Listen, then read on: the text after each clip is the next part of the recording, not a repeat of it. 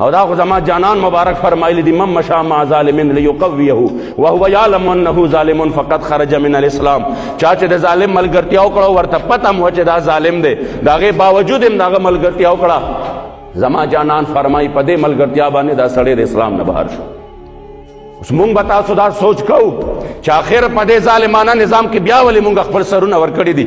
د دې نه باندې لوی ظلم شته چې د 3 او 1 کالو نه تر اوسه پورې د اسلام مخې نیولې شوي دي، د اسلامي نظام مخې نیولې شوي دي. مونږ بیا هم د یوې نالۍ دپاره، د یو روډ دپاره، د یو ټرانسفارمر دپاره مکه ظالمانو ته موسټ ویلکم او مرحبا. مونږ بیا هم هغې دپاره وټونه اچوو، مونږ بیا هم د هغې دپاره منډې وهو، فلیکسونه وله کوو، بیا هم د هغې دپاره مونږ ایجنټۍ کوو. په ایمان درته وایم چې په دې ظلم کې د ټولو نه غټه حصه زمونږ ده.